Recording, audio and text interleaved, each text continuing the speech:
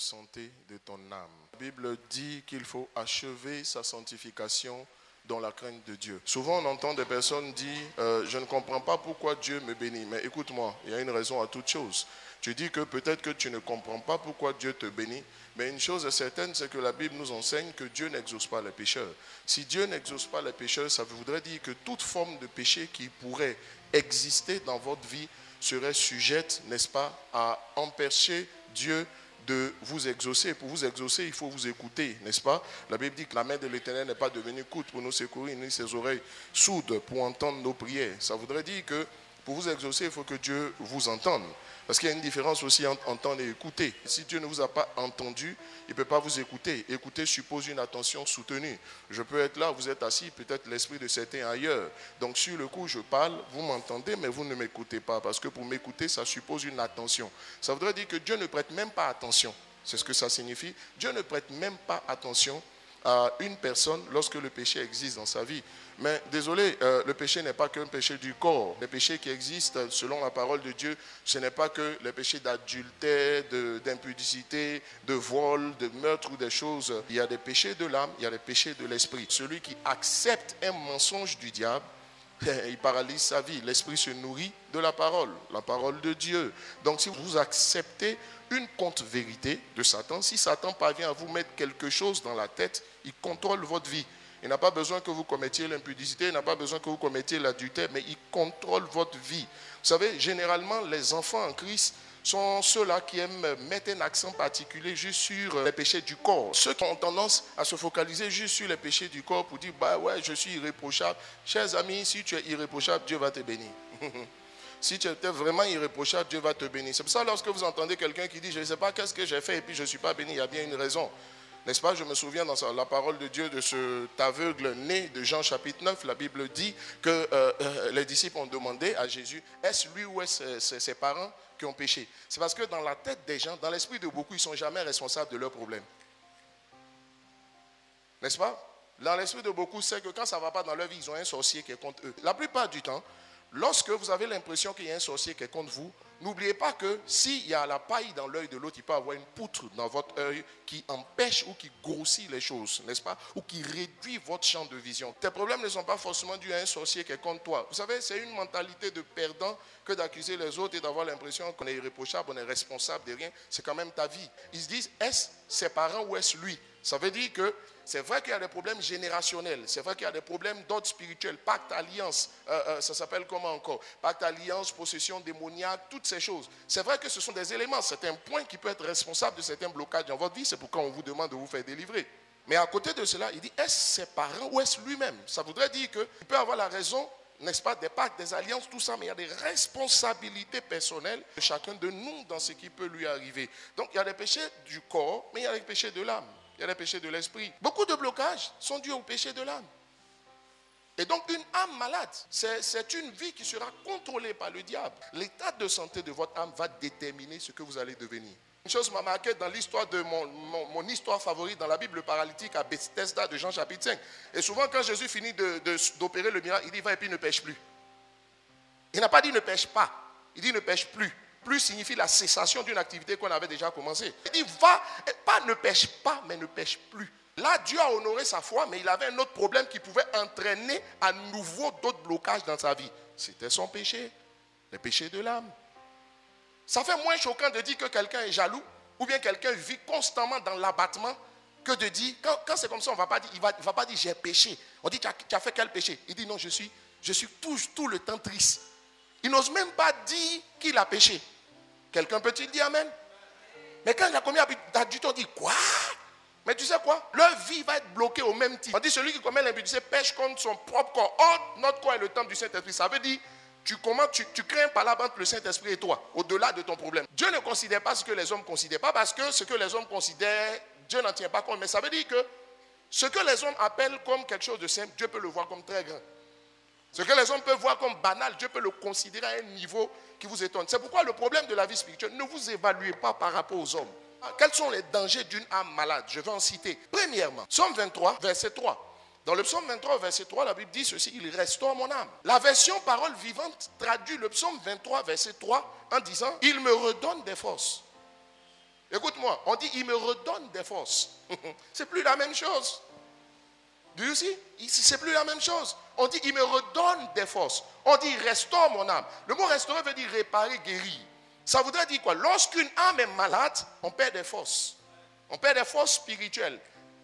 Donc quand l'âme est restaurée, lorsque l'âme est réparée, lorsque l'âme est guérie, on retrouve des forces. Ça veut dire quoi? Ça veut dire qu'une âme malade, soit parce que vous avez l'âme abattue, angoissée, inquiétée, découragée, toutes les maladies de l'âme n'ont pas la même conséquence. Pour la guérison de votre âme, vous allez devoir apprendre à traiter, pour la bonne santé de votre âme, vous allez apprendre à traiter avec l'abattement, le découragement, la tristesse. Lorsque Élie a fini de vaincre par le Saint-Esprit les prophètes de Baal et qu'il les a égorgés, battus à plate couture, la Bible va nous dire que alors qu'il s'apprêtait à se reposer de ses œuvres, Jézabel va se lever contre lui. Et dès que Jézabel va se lever contre lui, Élie va plonger dans une profonde dépression.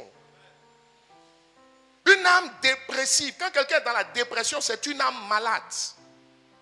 Mais généralement, la dépression est la conséquence d'une tristesse, d'un abattement et d'une angoisse entretenue au quotidien.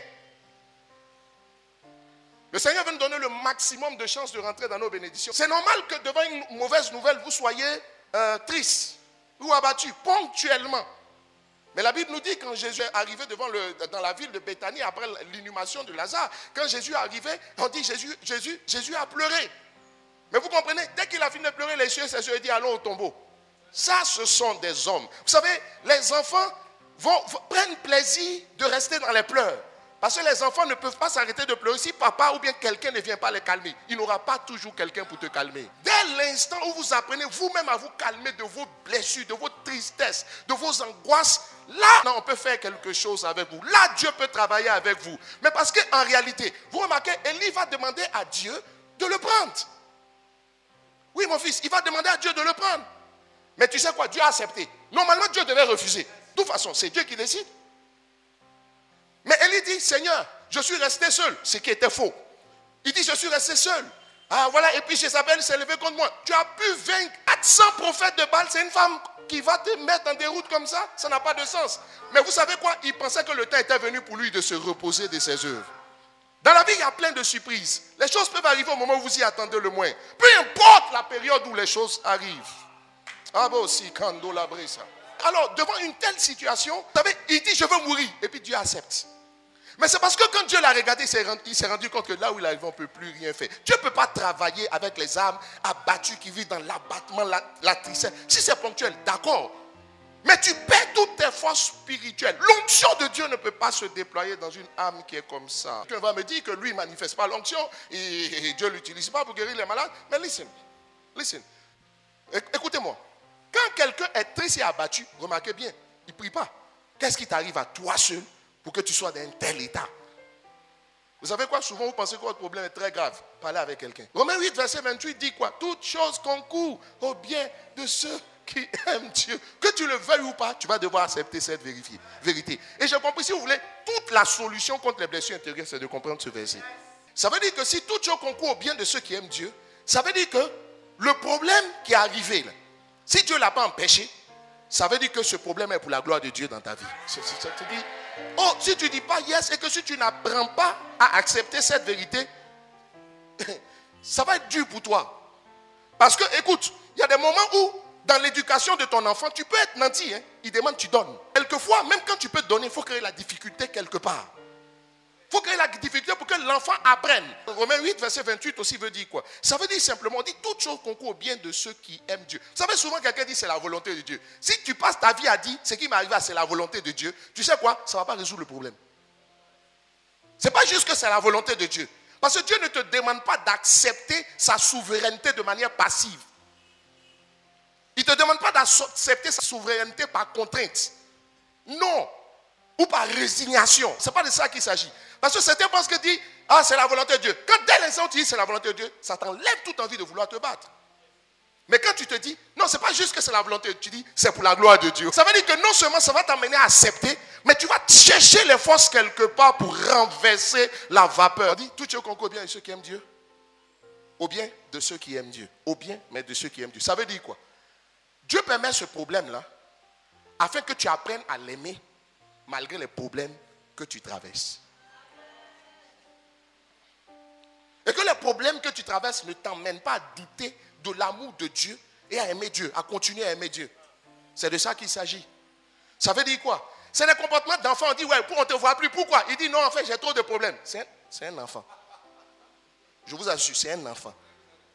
C'est un enfant. Il dit, quand mes problèmes, pour l'instant, c'est trop chaud. Quand ça va aller, je vais venir. Un gars comme ça, vous ne pouvez pas aller loin une personne comme ça. C'est un enfant. Mais parce que, on dit, si tu réalises que même ce qui est arrivé, Dieu a permis que ça arrive pour voir si tu l'aimes vraiment. Et si tu vas continuer à l'aimer, continuer à faire ce que tu as à faire, malgré ce qui est arrivé, si tu ne peux pas le faire, écoute-moi, tu n'es pas mature. Tu n'es pas mature. Aussi longtemps que l'héritier enfant ne diffère rien d'un esclave alors qu'il est maître de tout. Enfin, on dit on le met sous les tuteurs. Mais il ne diffère rien d'un esclave. Ça veut dire que tu deviens l'esclave du diable tout simplement parce que tu es immature. Tout simplement parce que tu es enfant. Chers amis, dans la vie chrétienne, on est obligé de grandir. Ce verset-là aussi nous dit de ceux qui sont appelés selon son dessein. Ça veut dire quoi? Le problème qui est arrivé là, ça va contribuer à ce que le plan de Dieu s'accomplisse dans ta vie. Ce n'est pas que c'est la volonté de Dieu, mais ça va permettre à ce que le plan de Dieu, les desseins de Dieu, ce que Dieu a fixé depuis le commencement, ça va permettre que ça arrive. Ça veut dire quoi? Si vous acceptez de laisser l'abattement vous gagner ou toutes ces choses, vous savez ce que ça va produire? À un moment donné, vous ne vous rendez plus compte d'où est venu le fait que votre vie spirituelle a baissé. La plupart du temps, quand les gens remarquent que leur vie spirituelle baisse, c'est lié au fait qu'ils ont entretenu la tristesse. C'est-à-dire, les problèmes, ils ont accepté les problèmes, puis ils sont restés passifs face à leurs problèmes. Donc, esprit abattu, découragé, triste. La Bible nous dit dans le Proverbe 17, verset 22, un cœur joyeux est un bon remède, mais un esprit abattu, qui le relèvera? Ça veut dire qu'il est down, sans force. Et gare à vous si dans cette période, le Satan s'élève contre vous. Vous êtes foutus. C'est généralement dans ces périodes que vous voyez qu'un bon chrétien aussi, on dit ça, il allait commettre l'impudicité ou l'adultère. Il n'a plus de force. Et quand tu vois que tu es devenu tellement familier au problème, puis tu es down. Tu n'as plus de force, tu ne pries plus, tu ne jeûnes plus, tu ne lis plus la Bible. Je vais te dire quelque chose.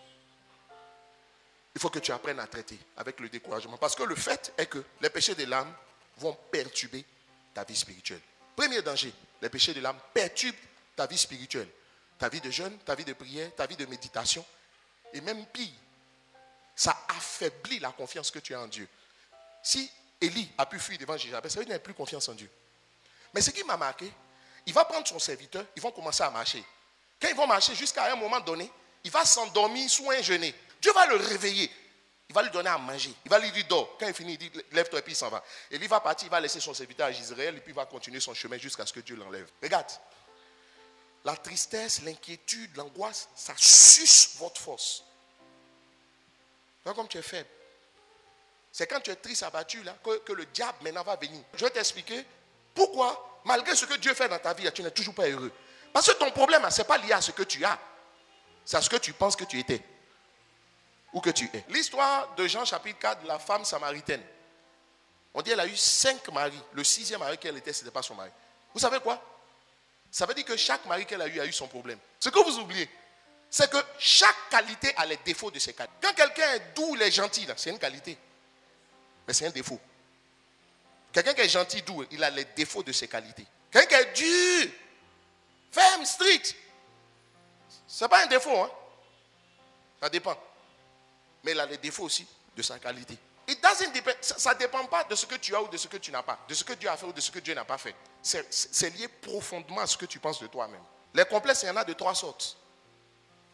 La plupart sont physiques. Mais il y a des complexes sociaux. Et puis il y a les complexes psychiques. Souvent tu penses qu'intellectuellement tu n'es pas bien nanti. Tout le piège du diable, il va vous pousser à vous comparer aux autres. Dès l'instant où tu sens toi que tu commences à te comparer à quelqu'un bien... Il faut t'arrêter. Les problèmes qui sont dedans. Les problèmes qui sont dedans. On va dire non, c'est pour m'améliorer. Laisse ça. Regarde à Jésus. Tu veux t'améliorer? Regarde à Jésus. Il va te montrer où tu es et puis où tu dois arriver. Parce qu'il connaît la fin depuis le commencement. Donc, la raison pour laquelle Dieu ne te montre pas le parcours, il te montre le début et puis il te montre la fin. C'est pour que tu puisses t'évaluer, comprendre que dans cette saison, je ne suis pas encore arrivé. Tu n'as pas besoin d'aller regarder à quelqu'un d'abord.